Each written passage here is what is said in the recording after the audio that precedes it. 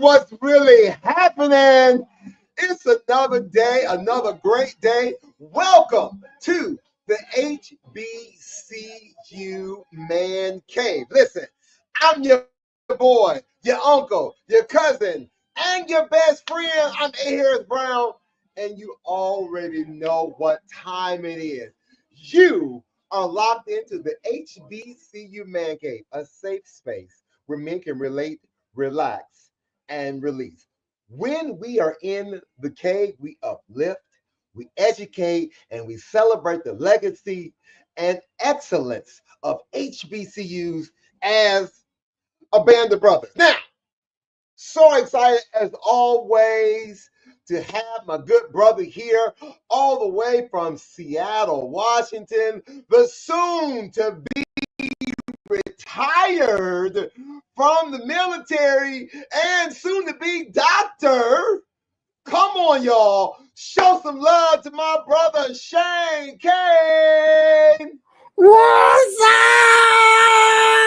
What's up, brother? What's up? What's up? What's Hey, up? man, I'm here, baby. I'm here. Hey, listen, it's good to see you again on the internet because, we were live in person a couple of weeks ago. So I know, right? We back on today. So I'm here for it. Let's go. No, listen. Now, find out Kevin is at home doing some homework, our next future doctor. Yep. Oh, yeah. He's coming up right behind me.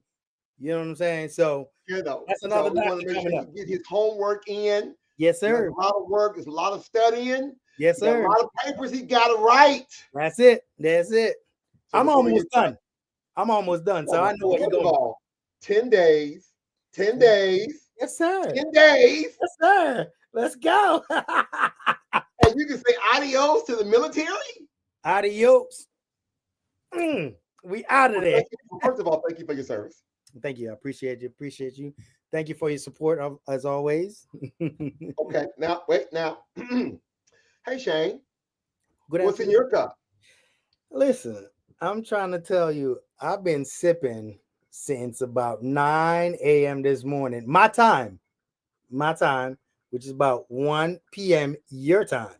So I've been sipping. So I've been on the juice because I'm pre-celebrating. Okay. It's pre-celebrating. Mm-hmm. Okay. Well, I'm just going to drink my water today. I just got water today. So, and then after the 10 days, then how many more days until graduation?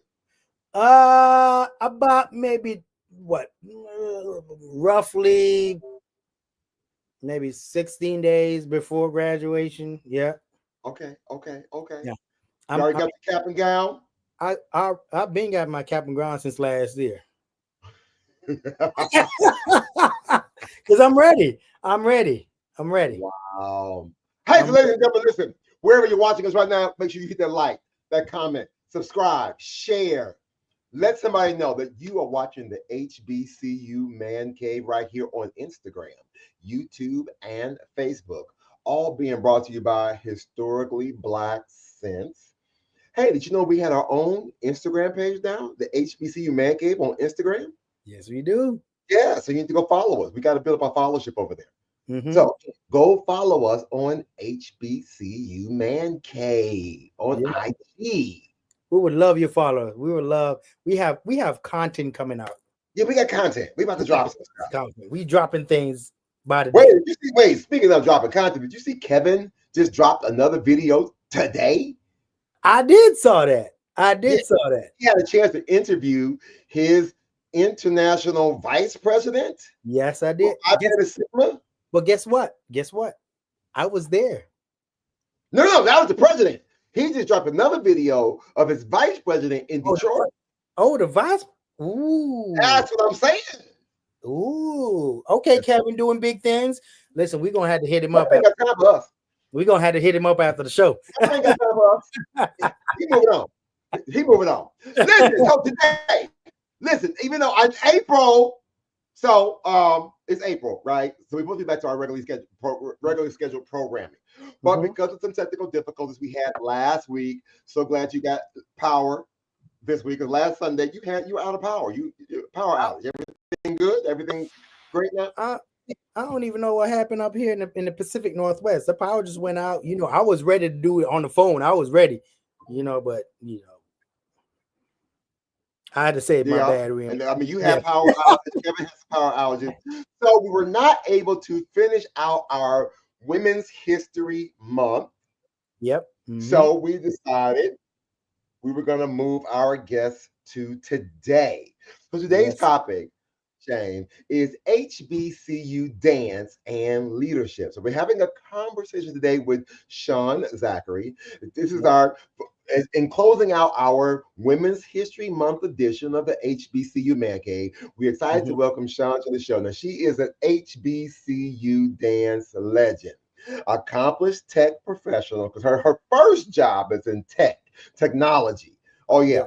Yep. But she's an advocate for health, fitness, and leadership in collegiate dance with over three decades of Woo. experience shaping the HBCU dance landscape. She has not only coached elite teams, but she's also founded, oh my gosh, she's founded the National HBC Auxiliary and Dance Directors Association. Now, fostering mentorship and training for future generations. Now, we're going to dive into this journey from, hold on, from the Southern University dancing doll Mm-hmm. to a pioneering dance programs. She's going to discuss the evolution of HBCU dance culture and explore the importance of health, discipline, and leadership in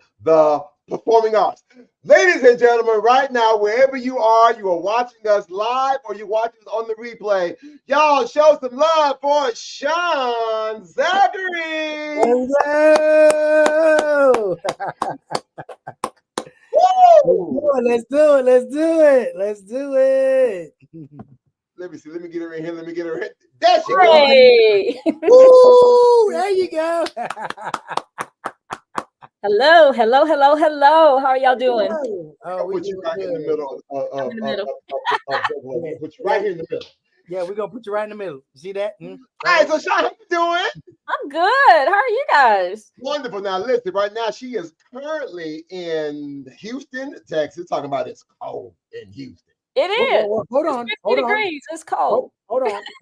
I want to say congratulations to Houston University for knocking Duke out. Woo! You should have heard me screaming last night. Oh my God. When I tell you my bracket was fulfilled last night because I ain't really a Duke fan. You know what I'm saying?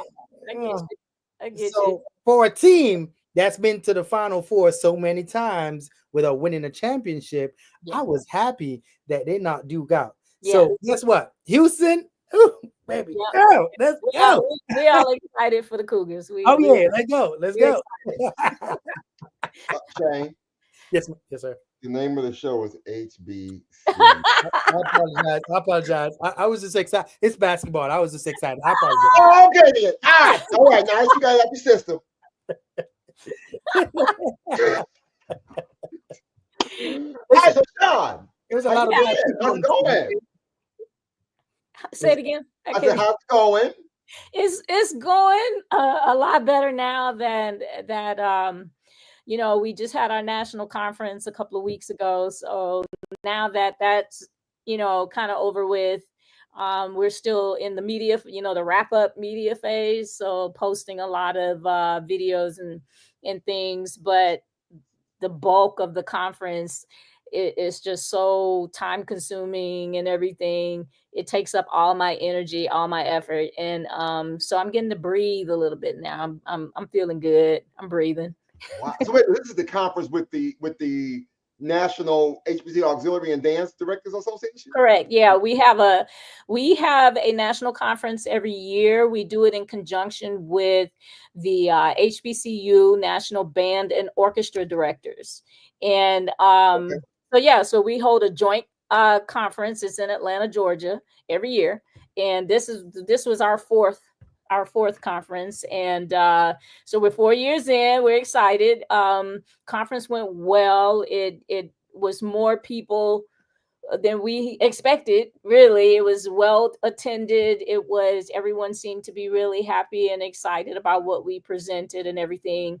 We had coaches from well over 15 of our HBCUs. We had high schools. We had teams from Oakland, from Orlando, from Kansas, they were from everywhere. We had teams coming in, high school teams, community teams. It was great. So it's not just a work. So at first I was thinking it was just a workshop for the adults, but this is also like a clinic or a workshop also for the students. Yeah.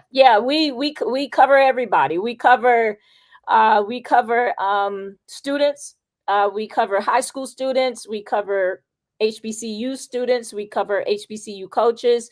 We actually cover non-HBCU coaches. This year, for the first time ever, we had a coach from a PWI, and she was there, and she was like, I'm going back to tell all my girls, all my friends, they need to come to this conference. And so we don't exclude anyone, anybody that wants to come, but understand that it is from an HBCU perspective, though. Okay. But they know it's the stomp and cheer, it's the high stepping, it's the movement. All that thing, Yeah. Oh, wait, Shane, let's go back. Let's go way back. Okay. Let's do it. Uh-oh. Let's talk about Southern University. Oh my goodness. Dancing. Woo! Well, I mean, what you want to know? I mean, I'll tell you this about Southern. I went there. Everybody in my family went to Southern University. There was no not going to Southern. Okay. I mean, everybody went. And I was not, believe it or not, I was a competitive gymnast growing up. So dancing wasn't in my thing. I wasn't planning on dancing. But I am a musician as well. So back in that time frame, there were no girls in the Human Jukebox at all. So I played in concert band, and I was waiting to try out for cheerleader. And one day, Mr. Roy Johnson, may he rest in peace, he came in and said, hey, we are having an additional audition for the Dancing Dolls, and you need to go. And I was like, I'm trying to be a cheerleader. I'm not trying to dance. I don't know what that. So he literally grabbed me by my shirt, picked me up, and pushed me into this room, into this audition. And I was the only one that made it. Oh, and wow. So that from that changed the trajectory of my life. Wait, what instrument did you play? One day, huh? What instrument did you play? Clarinet. So you put down the clarinet. I didn't put it down. Dr. Greggs wasn't having that. He said you can dance, but you still got to play in the concert band. I'm sorry. Oh, you gonna get the concert band? Yeah, so I was in concert band because there were no girls in the marching band. So yeah, back in the 80s, there were no girls in the marching band. So wait a minute, yeah. I'm just curious real quick, because recently, I don't know if you saw that, but recently there was a social media image or video about some dormitory on the campus of Southern University, and it was just like, if you know, you know. Yeah. It was like this one particular dorm or like one or two dorms, and it was like that's where it went down. I mean, everything that you want to learn, the lessons of life, that's where it happened. It was behind that building. In the triangle, yep. Yep. It was like it wasn't the Bermuda Triangle, but it was oh yeah, I can tell you stories about climbing up and down poles. Because see, back in the day, we didn't have co-ed dormitories, and visitation wasn't allowed. So you had to go sit down in the lobby in front of everybody if you wanted to visit with people, and you had to go sit down there, and you couldn't invite people up to your rooms and all that stuff. But man, we could tell you the stories things that happened in that dorm, because with college students, if there's a will, there's a way. Mm. So yeah. Let me tell you. But see, I like what you said, and I'm embracing it as an HBCU student. So I have a question for you. As Okay. an HBCU instructor, Yeah. by supporting the advancement of Black, female, and male dancers in today's society Yeah. involves a multifaceted approach Yeah. rooted in empowerment and representation, access, and advocacy. What are some key strategies that you think our dancers today may use to express themselves? Mm. Key strategies for the dancers to Yeah. express themselves. Oh, I mean, that's a tough question because it, I'm gonna that, come with it. I'm gonna come with it. I mean, it's a tough question because yes, we agree to and love, that individual expression. Mhm. But there's a couple of things that you have to that as coaches we have had to learn how to take individual expression and then take all that and craft it into team expression, because at the end of the day it is still a team. It really is. It's a team, and it's a team that represents a university. And so a lot of times, that may mean different things for different people, Mhm. or that may mean different things for different teams, because every team has their own persona, their own legacy, their own, what they present to their audiences and everything. But so I'm trying to kind of tiptoe and dance around the thing. Not Yeah, tiptoeing, dance. I'm trying to tiptoe and to say there is no I in team, because Yeah, there is no I in team. It really but isn't. it And isn't so tiptoe. there is no I in team. Uh, and so we want to grow them as individuals, and we do. We allow that individual expression to a degree. Everything is, but it's a team, so everything is not acceptable. Now, what we can do is, as coaches, we mentor.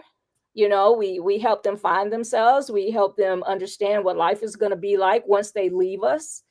And a lot of that does involve individual expression. So we do nurture it, and we do support it, because they're going to have to take that, and once they walk across that stage, they're on their own. Mm. So that's kind of where we get to do a lot of that kind of work. But as far as like performance and stuff, what the So, coach says goes. so here we go. So, Shawn, I got another one. So, thinking about um, the dance, just the evolution of dancing and the dance culture from when you were in school Yep. to now, to what you're now coaching. Yes. How is that? How, just talk about the evolution of what that looks, sounds, and feels like. I mean, probably from style to costuming to Yeah. performance nature, but to practice and rehearsal. Yeah. Yeah. Yeah. What's it like from 87 to now 2025? Yeah, yeah. I mean, it's been an incredible transformation. Most of us, back in my day when we started, we all danced under the OGs. We danced under the Gracie Perkins and the the Margaret Sherrods, and the originators of these teams. Because Mm, they were still okay. around, Okay.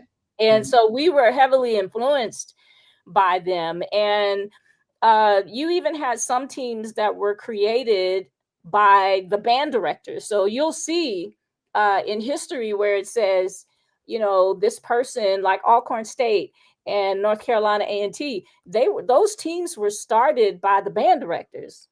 So you see Okay. men who were in charge of these teams and said, it's time for us to move, to take this and move this on. And we started out just like anything. Pop culture is and was a heavy influence on what we did back then. Oh, yeah. So if you go back and you look at some of the old pictures of the uniforms and things, everybody looks like a Foxy Brown. Back then it was good to have a big old afro like this, and a nice afro with, a nice like bikini top and some shorts. And, they were wearing things, they were pushing the envelope back then. Things that we wouldn't even think about wearing today. So yeah, these were the innovators. They were extremely involved. They were tuned in to what was going on in the world at that time. Black foxes, from what I am told, black foxes used to be foxes, but they wanted to be black foxes because they were like, say it loud, I'm black and I'm proud. They wanted to be black foxes. So that's what they ended up being. That's what I was told. So let me put that disclaimer out there. Allegedly, that's what I was told. But the back then it just was, everything was based on everything that we were going through at the time. And so if you saw Foxy Brown, if you saw Nancy Sinatra, if you saw American Bandstand, Soul Train, all of these influences are what influenced our teams back then. And so they went from twirling batons to putting the batons down, but they still looked like baton twirlers. So they had on the boots with the big fluffy thing, on the shoes, and lots of sequins and headbands, and with the dancing dolls. If you go back and look at some of those pictures, there was always a headdress. So there was always, they were really into the African, little touch of African style. So, there was head wraps and but they still just, lots of sequins and the boots, the Nancy boots and all these things, So everything that you saw in pop culture is what was reflected on the football field. Okay. Awesome. Yeah. Now, I'm curious. Before I go on my next question. Were you part of the squad that had the baton still, or was that making the transition? Oh, no. See, the Southern University Dancing Dolls started in 1969. So yeah, I was 4. I'm gonna go ahead and take a drink of that. Don't take me that far back. Don't take that far back. I was 4. So no, I didn't get to take part in it. We had kind of transitioned, but I was on the line that things started changing for the Dancing Dolls. Dr. Greggs was a visionary. And he was a visionary, and he said, okay, this is great. Dancing Dolls are great, but it's time for us to we want to lead. We don't want to follow. We want to lead. And so he was the one who initiated and said, we're going to start doing something different, and we're going to change our style. And he brought in a whole new choreographer, and it wasn't without controversy. It was.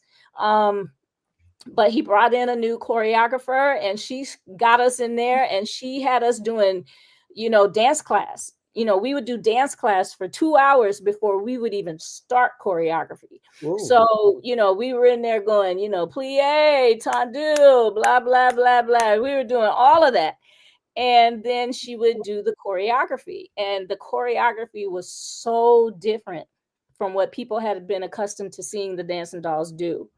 Interesting. You say that. So I just got a question. I'm thinking about, you're talking about the different styles. So let's talk about some of the differences between like the Dancing Dolls, from the Black Foxes to the Golden Girls, to the Ooh La Las, to the Bubbling Brown Sugars, to the Miracle Dancers.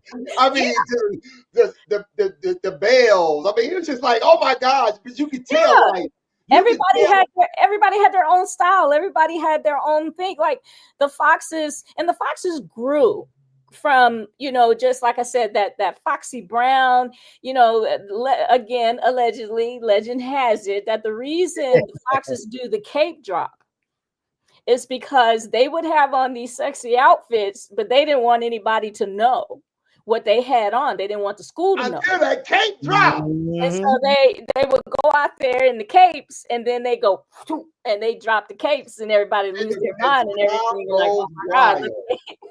But they were like that. But then if as years progressed, Dr. Sherrod, her thing was she brought in this whole Vegas style thing for the Black Foxes. So, they had on Vegas style uniforms with reps and feathers, and they had what's called the foxtail, the feather hanging off the rear, and just all these things. So it took on this Vegas style. There was also a lot of Dallas Cowboy cheerleader references, kicks and jump splits and all that kind of stuff.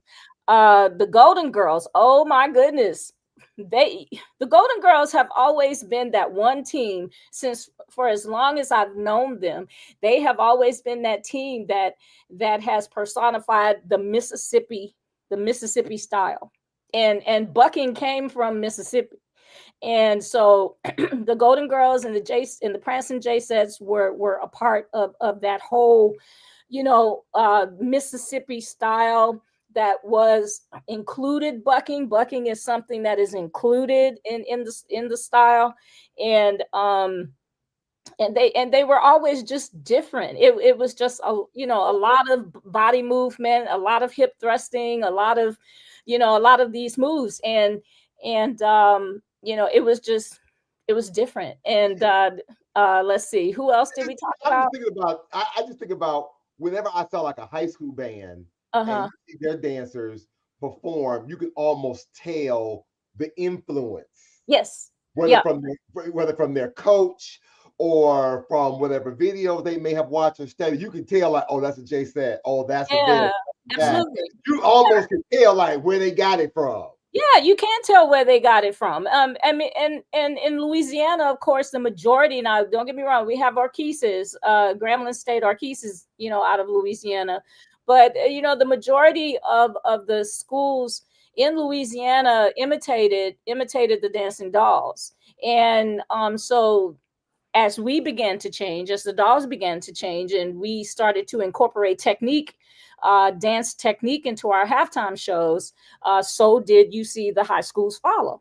It just and so I talk about in a presentation that I do about how as the middle class started to have more money, they started to send their kids to dance school. So now got Black kids going to dance school, and they're coming back with technique. And so they can do, the jeté, and they can do the battement, and they can do all of these things. Whereas before, the dance movement didn't rely so heavily on technique. Okay. So that's where you started to see that.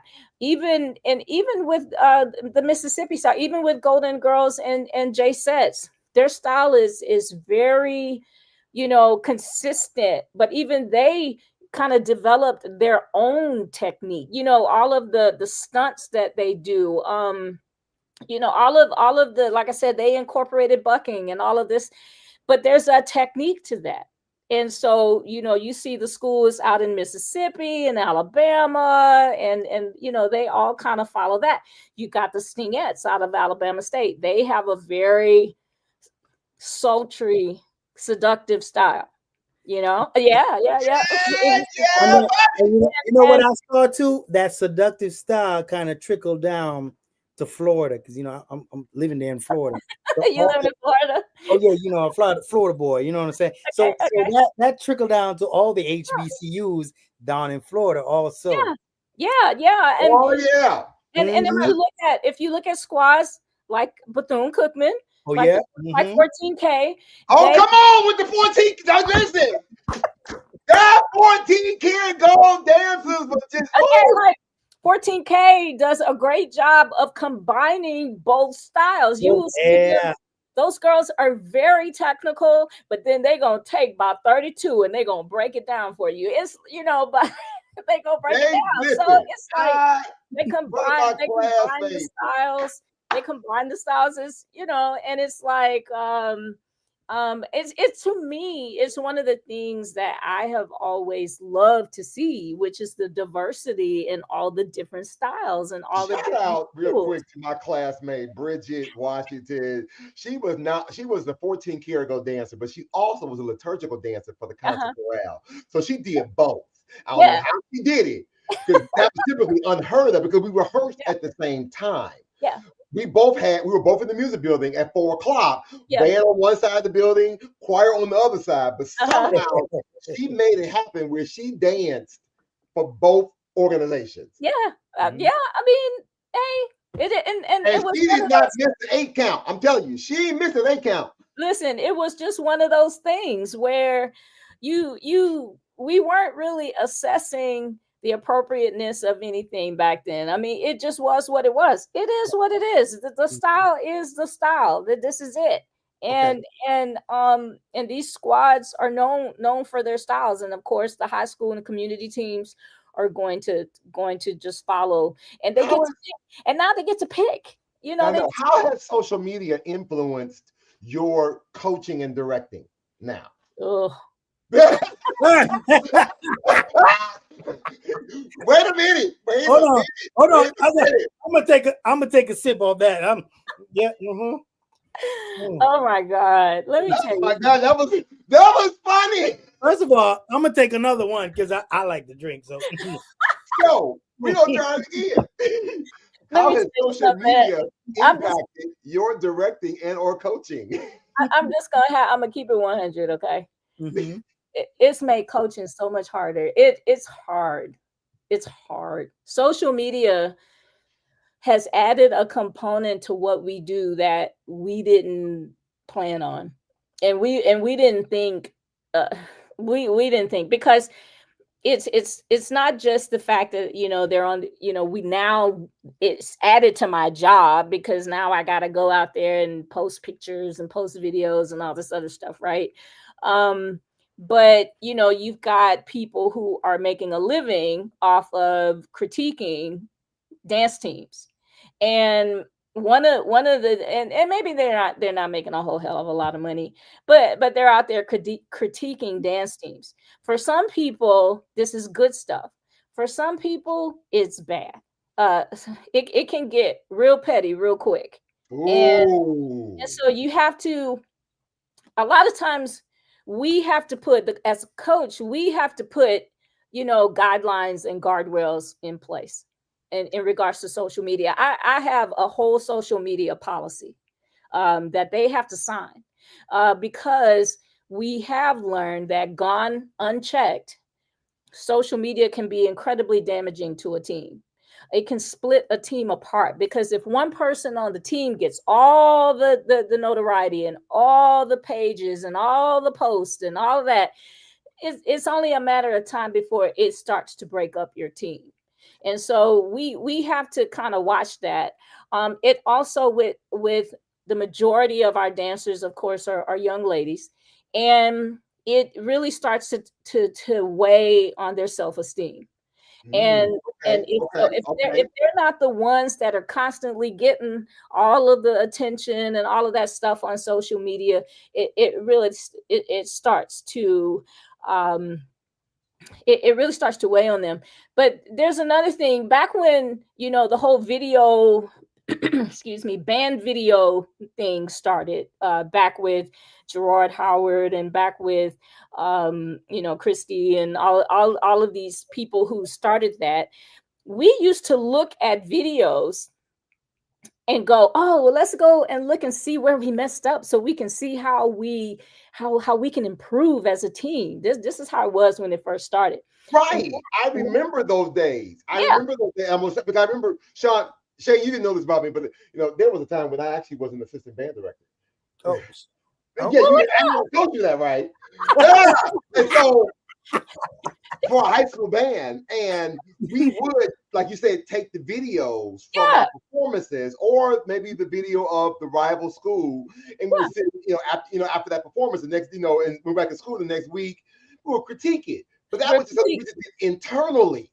Yeah, yeah. We would do that, but now you can't do that. We first of all, you gotta have a first class media team. You got to have a media team, which is something we didn't used to have. And then you have to make sure that when they edit the video, that they edit out the mistakes. They have to edit. And every band, I don't care, there is no band out there, no dance team out there that's doing a perfect show. I don't care what anybody says. But what we do have is good editors that go out there and edit the mistakes out. Was it what was I can't remember, was it Grambling or Southern? I hate to say it like that.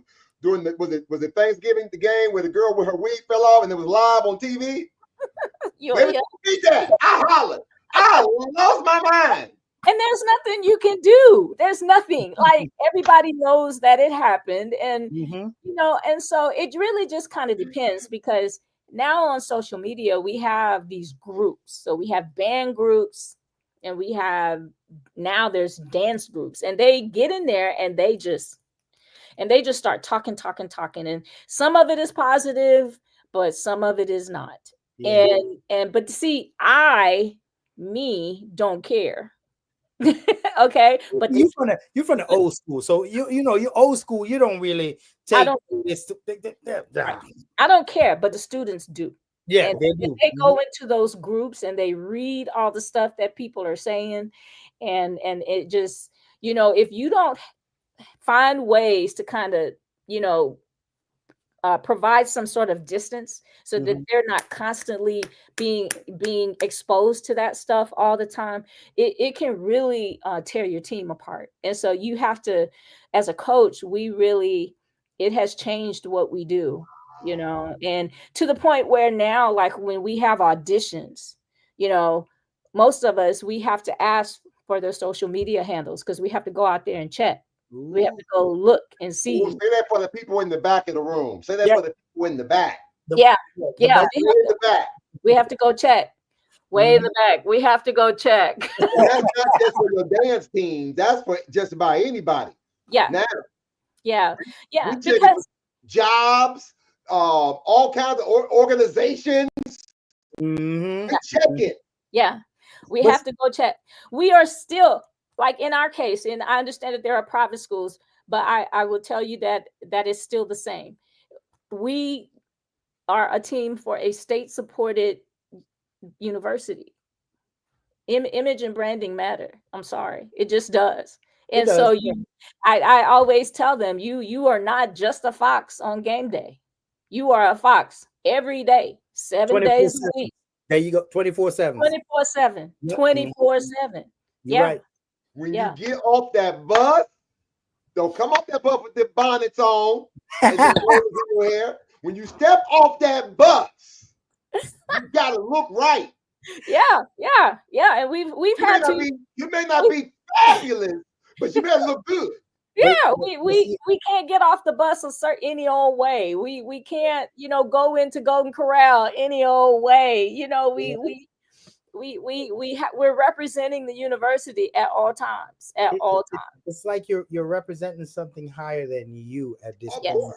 Yes. But with that being said, because you mentioned mentorship earlier. Yeah. First part, and that is very important. And I do have a question on that. Come on. In a society where access, equity, representation in the arts that's still evolving, because we're still evolving in that area, what strategies, resources, and platforms can Black females and male dancers leverage to advance their careers in making it a lasting impact in the dance industry?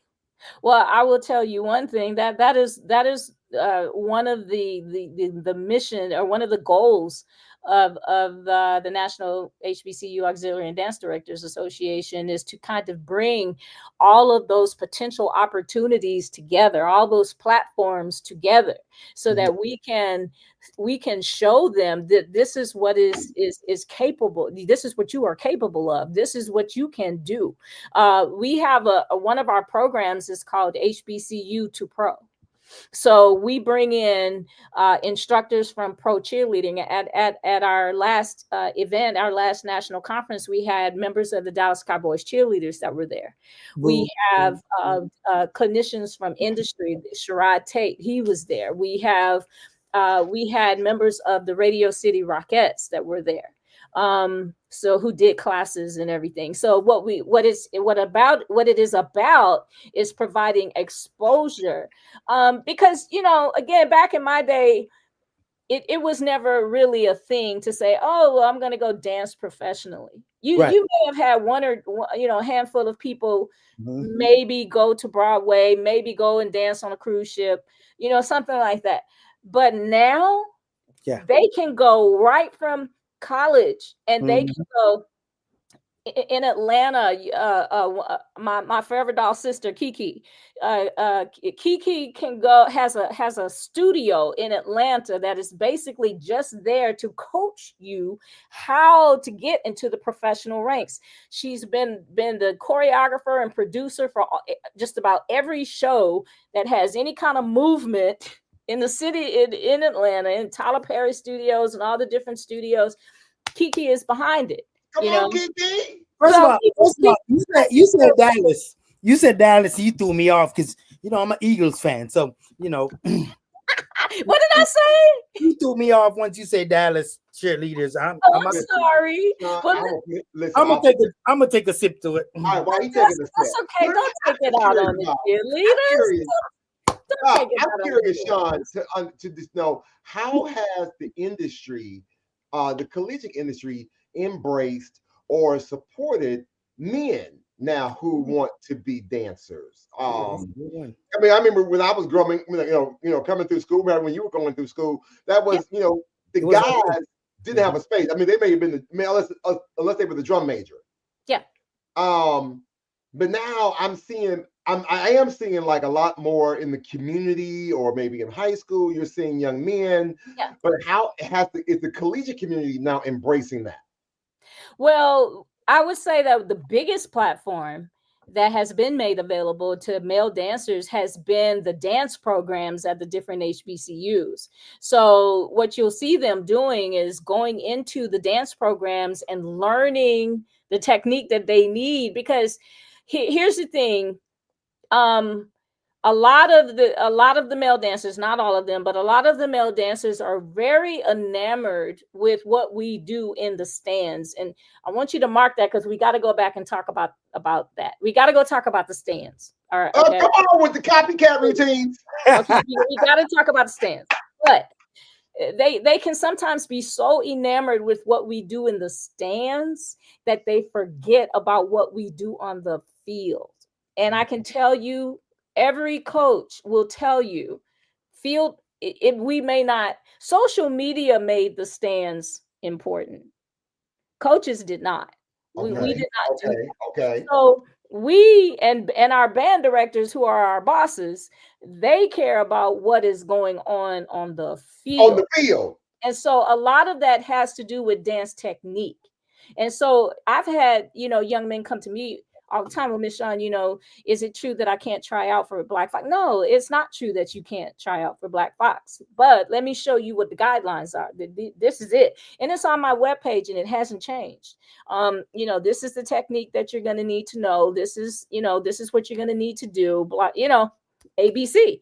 And so it really is upon them to say, okay, I want to be able to do that. And so I'm going to do that. Now, let's be honest about this. There are some schools who have, they have said, we are a female only team. And some schools say that. Some schools don't. And so a lot of male dancers I have seen, they have gone on and they've gone into the classic dance department, and so that they can learn and get their skills up, and they can perform as well.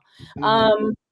We have basketball squad, the spring sports, the basketball squads, and you'll see male dancers on those teams. Oh, and then, and then you'll also see, like at Prairie View, we have this huge hip hop team now, this huge hip hop team. And, there's a lot of guys on that team as well. So there's lots of opportunities for them to dance and to perform. But just understand it varies by school. And you will have to pay attention to what the requirements are for the audition. Duly noted. So they did. So there is a space somewhere. Yeah. Whether it's in the classroom, another auxiliary group, spring opportunities, something. Something.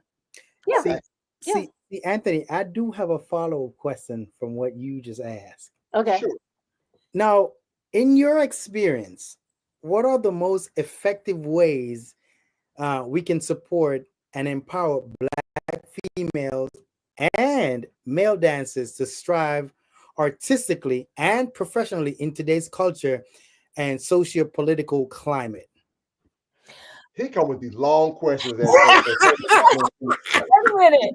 Shawn, Like you'll have like this really good question, and then something on the end of it. And I'm like, what? What are you talking about? Shawn, it's not the first belief. It's not you. It's him. He does this every show about a quarter till. He does this. Okay, well, I'm glad it's not just me. I'm not It's almost to the point where Tasha, you in Instagram, please confirm with me to say Shawn does this every time.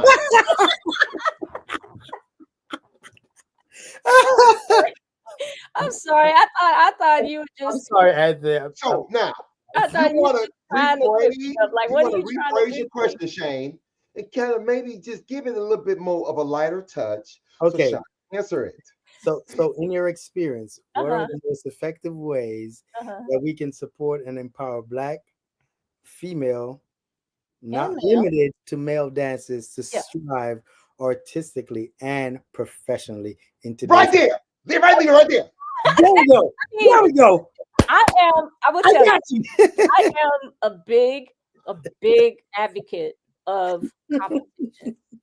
I'm a big advocate of competition, and Okay. I now a lot of not just our dance teams, but our marching bands as well. On the HBCU side, we don't like competition. We like crowd appeal. We like what the band heads say. We like what the dance heads say. We like whatever. We just like to know what people say. Yeah. We don't like to go to competition, right? We don't like adjudication at all. And so my biggest thing is that we need adjudication. We need it. And even when if you paid attention to the ESPN Band of the Year, there's all this complaining. Oh my God, well, who's the judge? And Yeah. judges Who's don't know. serving this and who's giving this hands and all that? Yeah. Is it the swag versus the MEX style and blah blah? Oh my God, and so it's the same way in dance. Now, in dance competition, I think it's important because it's not just about being named one, first, second, third, fourth. It's not about that. It is about getting that feedback so that you can improve, so that you can make yourself better and make your team better. And I'm just a proponent of competition and adjudication. And so we're hoping to kind of jump into that space soon. Okay. Stay Awesome. tuned. Stay tuned. I love the adjudication of it all. I mean, because that's the only way you're gonna get better is to get that feedback from peers or from those colleagues, from those professionals who are also in the work. So you know what? We didn't have a lot of time to talk about it, but I want to give you an opportunity in the space. We want to talk about just the importance of how mental health and wellness, physical fitness, all ties into this. Yes. Well, because oh my gosh. And then that also ties into physical fitness, ties into body image and style. And what is and isn't acceptable, or what is frowned upon, or what is that. And first of all, just mental health awareness. Coming off of our COVID years and things like that, we have seen a lot more things that we have to deal with as coaches. And so what we try to do is make sure that our coaches have the necessary tools to be able to recognize certain things and to be able, to be able to direct people to where they are to get help. Because what I will tell you is that if you are a coach and you are not a certified mental health professional, I tell people all the time, I can mentor you, but I am not qualified, from a mental health perspective. And so we try to identify resources that people can go to get the help that they need. And every coach should be aware of where those places are on their campuses, so that they can send students to get the help that they need.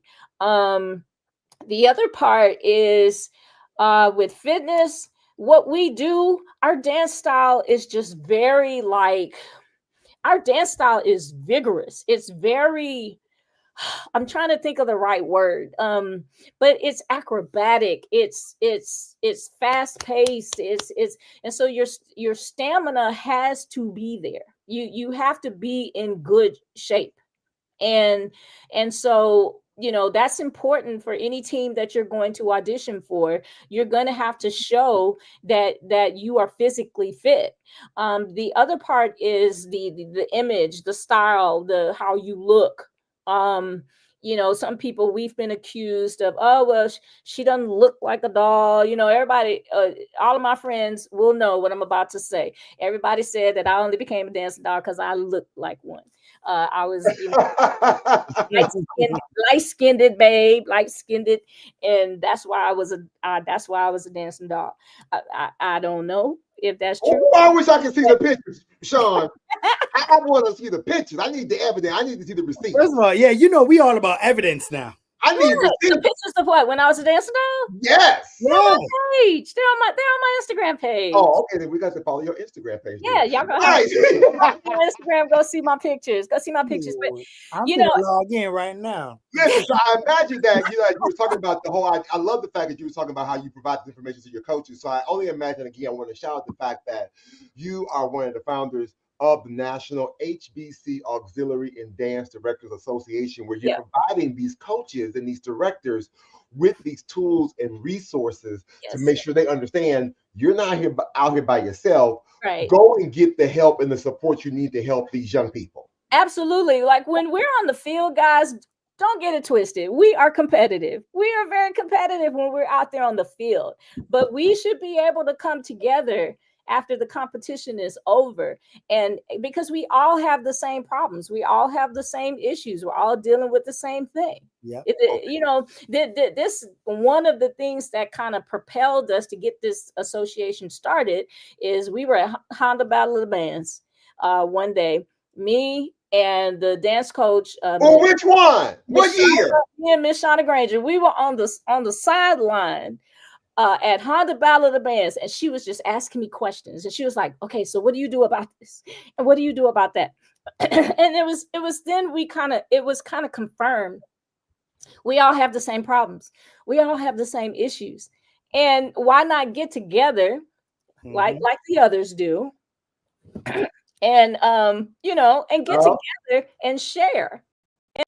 And work these problems out together, and instead of being competitive all the time. All right, so real quick, what year did you? I mean, how many years? Well, what year was that when you went to Honda? Oh my gosh! Don't listen. I've only been to one. Was 2016, 2016. That might have been. This is what the Honda. The Honda Battle of the Band. No, Shawn did not go to Honda. Okay, but I took the Black Fox. The Black Foxes went to Honda. I went to Honda though. I went to Honda because there was a season where I was also the band announcer for Central State University. Gotcha. And so I remember what year. It's been a minute, but I had an absolutely amazing time. Oh, listen, we were there in 16, 18. 20, that's when we all got COVID. We didn't know what it was. We were all sick. 20, and then we haven't been back since then. It had to be maybe around 16. Yeah, we haven't been. Yeah, it was around the time. But I went. Now, hey, before we get about here, because I know I got to keep talking. If not, because Shawn gonna come with them 4-part questions. Or he's gonna take you down the rabbit hole. So I'm not doing that. I swear to you, I'm not.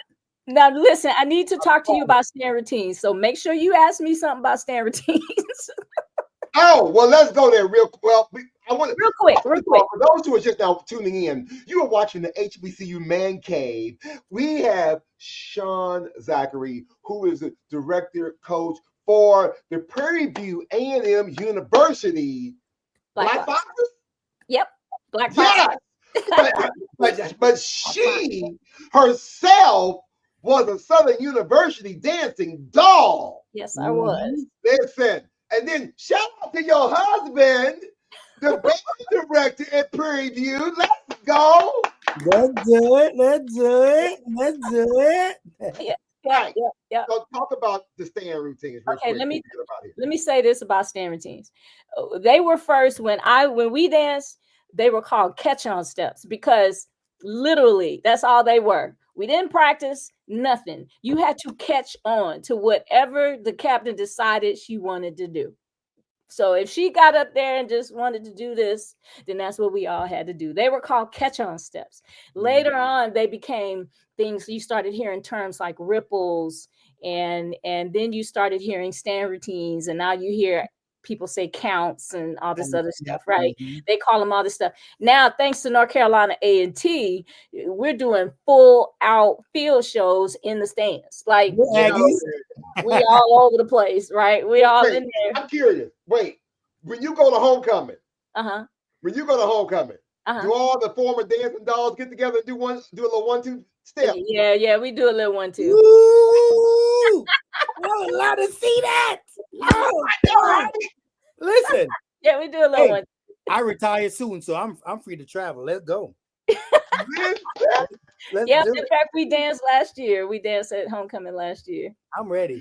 Now that's a great trivia question, ladies and gentlemen. If you ever want to know something about HBCU trivia, you really want to check out the fact and want to ask some of these alumni some of these good golden questions. I would love to be able to see a video clip of some like a dance routine. They can all get back and get together. Like, I wonder who will be the one. Will it be Shawn that will lead the line, or will it be somebody else lead the line? But there's so many different opportunities and places where you can be able to provide some HBCU trivia. And because of that, I do want to share with you just some quick information. Listen, we've been having a great conversation here today with Shawn Zachery about what it means to be an HBCU dancer. And Lynn, if you want, but now we're gonna talk about this trivia game, right? Right. So check this out real quick. Hey everyone, let me tell you. Introducing the HBCU Trivia Game. It's more than a board game, it's a journey to the legacy of historically Black colleges and universities. Here's how it works. 2 to 4 players, ages 13 and up, start as freshmen and roll the dice to advance. But here's the twist. You can only move forward by answering trivia questions about HBCU. Test your knowledge of notable alumni, key historical events, sports milestones, and fun HBCU facts. Watch out for spaces that can propel you ahead or set you back. And if you get a question wrong, you stand put until your next turn. The first to reach graduation wins. The HBCU Trivia Game. Support, educate, entertain. Available now. Let the journey begin. Again, check out the HBCU Trivia Game for all the fun. It's a great opportunity to play with your alumni, with your students, with your prospective college students, with your family and friends. See how much they know about, and maybe I guarantee you there's a question or two in the trivia game. I know there's one about Prairie View in the game, and there's also a Southern University question in the game as well. So I'm curious to know who would win in that game. For more information, go to hbcutrivia.net. Again, if you use my last name, Brown, I might even give you 10% off. Holla at your boy. But now, if you would love to be able to advertise, you want to be able to be a partner with the HBCU Man Cave, go to our website at hbcusense.com or email us at media@hbcusense.com so you can get involved and maybe we can talk about you and your organization right here on the show. Listen, Wow, ladies and gentlemen, we've been having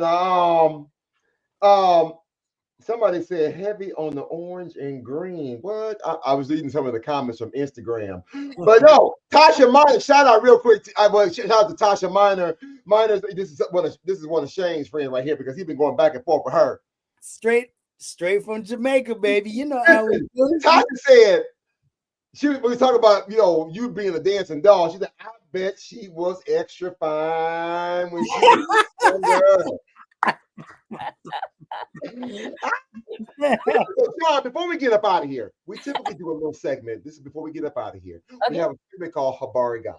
Habari Gani is a Swahili word to talk about what is the news. And like we like to sometimes say, what is the good news happening in your world, in your space? So you can talk about, you can shout out, if you want to shout out your dancers, you want to shout out your husband with the band, maybe your first job in technology, or wherever you want to share. This is your chance to share with our viewing and listening audience what is the good news or Habari Gani in your world. Okay, so in my world, just the past successful conference that we had a couple of weeks ago. It was just amazing. Everybody came together. So please go out to our Instagram page, hbcu.aux.dance.directors. And that's our Instagram page. And you can look at some of the videos and the post and see everything that went on. And like I said, we welcome all. We welcome all. So, even if you don't attend an HBCU, even if you're not sure of the style, then absolutely that is definitely a place for you. So that's the good news. And I just want to give a shout out to all of these teens out here who are doing such great work and who are representing their schools so well, and their marching bands, and the coaches who are doing the work. Thank you so much, because it's hard. This is not, I know we may make it look easy, but it's not easy. So just thank you. Thanks to all of you. And that's the good news. That's the all right. News. Come on with the good news and her 5, 6, 7, 8. Y'all better know that count, and you better know it when the captain calls it. You better be ready. Absolutely. You better catch it. What y'all call it in the state? Y'all used to call it you catch it if you can. They used to catch on steps. That's because we didn't practice. On steps. You don't know what she's gonna roll off. You don't know what's gonna come at you. Now we gotta spend good hour and a half, 2 hours practicing stand routines. Wow. All right, Shane, what you got? What is your Habari Gani? Listen, let me shout out to California, New York, Florida, Jamaica, St. Bart's, St. Martin. Listen, shout out the whole Caribbean islands. You already know how it is. It's your boy. You already know. I am happy, graduating in May 3rd, doctorate. I retire in about 11 days from the military. Retired, done. So, I am happy I met my brother in person a couple of weeks ago. We was down there in North Carolina at the Profound Gentleman Conference. We did it. I am happy for you, my brother. Yes, I'm feeling good. Not because shout out to your dad as well, about to graduate. My dad is graduating with his doctorate in divinity. So you already know we about to be doctors together. Mm-hmm. And I'm gonna take a drink to that. We had a brother in the chat on Instagram said, "Well, we've been taking too many sips. I had to switch from water. I ain't gonna tell you what's in this. Gatorade. There's something a little extra in this Gatorade. I gonna tell you business. That's my brother right there. That's my brother right there. None of your business what's in this juice right here. Listen, ladies and gentlemen, it's been fun, but we got to run. Listen, my Habari Gani is. Listen, I woke up this morning. Amen. That part right there. That's it. I'm done. Tap out. That's it. I'm done. I woke up this morning. Yes, sir. Yes, sir. Hey, that is it. But Shawn, thank you. Thank you for having me. I'm so excited to be here. Thank you so much. It was a wonderful way to close out our belated Women's History Month. Yes, it is.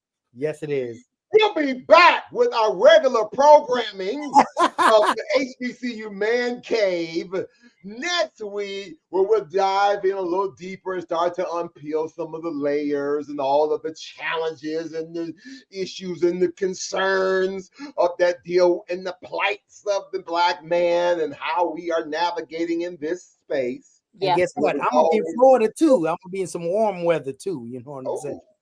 Yeah, I'm gonna be in Florida. Listen, so until next time, we want you to always remember that this is always a safe space where men can come to relate, relax, and release. As always, I'm your boy, your uncle, your cousin, and your best friend. Thank you for joining us for another episode of the HBCU Man Cave. Until next time, stay strong, stay proud, y'all, and stay black. There we go.